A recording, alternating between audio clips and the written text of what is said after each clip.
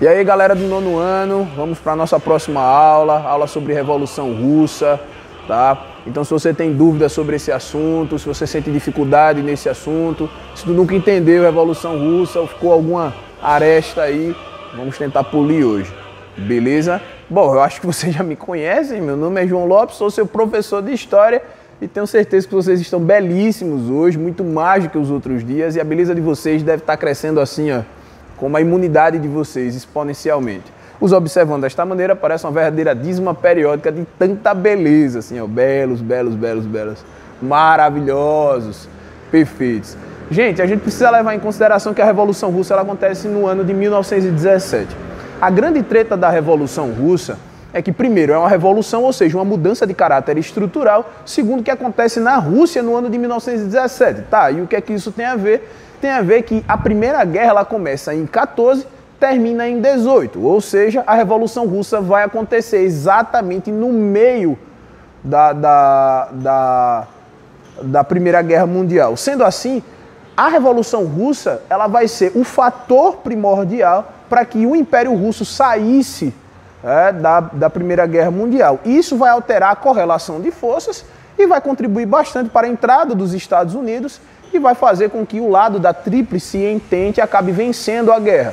Só para a gente fazer uma revisãozinha aqui, a Primeira Guerra Mundial começa em 14, termina em 18, é a disputa entre duas tríplices, a Tríplice Entente, formada por Inglaterra, França e Império Russo. Do outro lado, nós temos a Tríplice Aliança, formada pela Alemanha, Itália e Império Austro-Húngaro. Tá? Ou seja, a saída da Rússia do lado da Entente acaba criando um desequilíbrio de força. Porém, os Estados Unidos acabam entrando na guerra do lado da Entente, ou seja, quase que substituindo a Rússia, criando um desequilíbrio contrário, né? Se antes estavam perdendo, os Estados Unidos vão entrar com cerca de 1 milhão de soldados, né, descansados, né? Entrar no jogo tudo descansado, enquanto a galera já estava cansada, e isso vai criar esse desequilíbrio, fazendo com que a Tríplice Entente acabe vencendo a Primeira Guerra Mundial. Gostaria de lembrar que os Estados Unidos entra devedor na Primeira Guerra Mundial e sai credor da Primeira Guerra Mundial. Eu acho que vocês lembram, os Estados Unidos vai ganhar muito, mas muito dinheiro, exportando toda a sua produção para o continente europeu, que não estava produzindo absolutamente não é o termo não, mas não estava produzindo muito, porque países que estão em guerra, né, não produzem tanto, abrem os seus tesouros para poder importar aquilo que vão utilizar. Tá? Eu tenho certeza que vocês estão bem cientes desse contexto aí. O fato é que o século XIX e o início do século XX na Rússia é marcado por um imperialismo, né? É marcado por um governo monárquico. Quem governava era um cara chamado Nicolau II, na época da Revolução Russa, e esse título de rei na Rússia era chamado de czar, ou czar, do jeito que você quiser chamar, porque vem de César, que vem de Caesar, que vem de Kaiser, enfim. Você aí que em casa não está preocupado com nomenclatura, tá? E decoreba na história não está com nada. Então, o que eu queria que vocês entendessem é que a Rússia, em comparação aos outros países do continente europeu, não tinha se modernizado ainda, não tinha se urbanizado ainda, não tinha adentrado de cabeça no capitalismo industrial.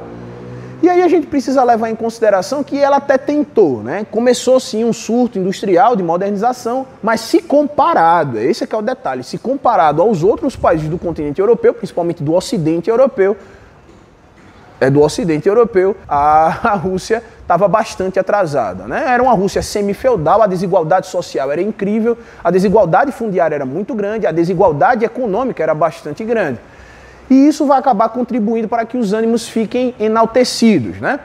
Em 1905, a Rússia passa por um episódio chamado de Domingo Sangrento, que acontece por um motivo, assim, aparentemente besta, vamos dizer.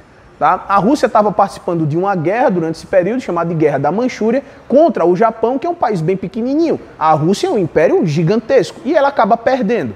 Qual é o problema da guerra? Você gasta recursos humanos e você gasta recursos materiais, né? E uma população que já é miserável, isso acaba afetando bastante, isso acaba prejudicando bastante a vida dessas pessoas. O que a gente precisa levar em consideração também é que você gasta tudo isso e ainda perde. Isso aí é um grande problema, porque você participa de uma guerra, gasta dinheiro, né? Morre gente, de pessoas que já não têm nada e você ainda perde a guerra. Isso acabou gerando uma onda de manifestação, tá? Em 1905, que foi manifestações pacíficas, vale ressaltar. Foi uma manifestação, inclusive, chamada por um padre, tá? Com cartazes, aquela coisa toda, a galera postando no Twitter, postando no Instagram. Bom, brincadeiras à parte, mas sim, eram manifestações pacíficas. Só que a guarda do Kizar acabou respondendo toda essa manifestação pacífica com bala. Tá? E isso acabou sendo chamado de Domingo Sangrento, e no livro didático também é chamado de Ensaio Geral da Revolução. Então, quando a Rússia ela entra em 1914 em mais uma guerra, a situação na Rússia continuava ruim e agora estava em mais uma guerra. E aí, 1914, 15, 16, ou seja, 3 anos de guerra, 3 anos que a Rússia estava atrasada em uma situação ruim. E aí o que é que acontece?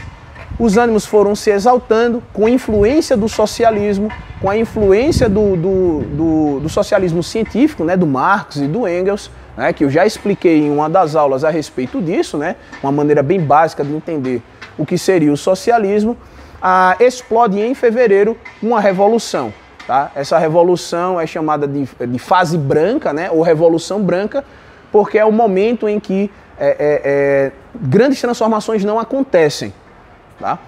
E aí que em outubro explode outra revolução, essa é chamada de Revolução de Outubro, ou Revolução Vermelha, ou Outubro Vermelho, ou Fase Vermelha, do jeito que tu quiser chamar.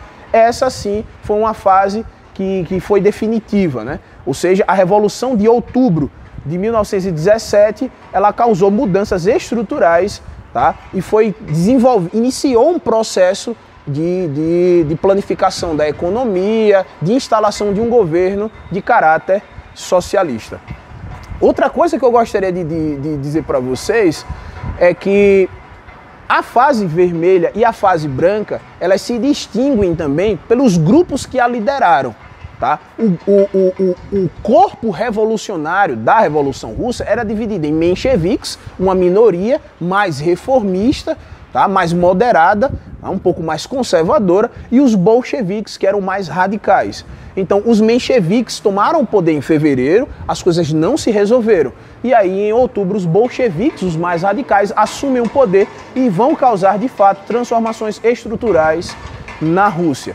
Tá? Nesse meio tempo, entre fevereiro e outubro, existe o mês de abril, que foi quando Lenin, líder bolchevique, acabou passando as famosas teses de abril, né? Afirmando que era necessário ter paz, né? Ou seja, a Rússia sair da guerra, ter terra, ou seja, reforma agrária, e ter pão, ou seja, fornecimento de alimento, né? A população teria alimento, então, na medida em que teria paz, teria terra, então o pão seria uma consequência, beleza? Então essas são as características principais do que nós chamamos de Revolução Russa, tá?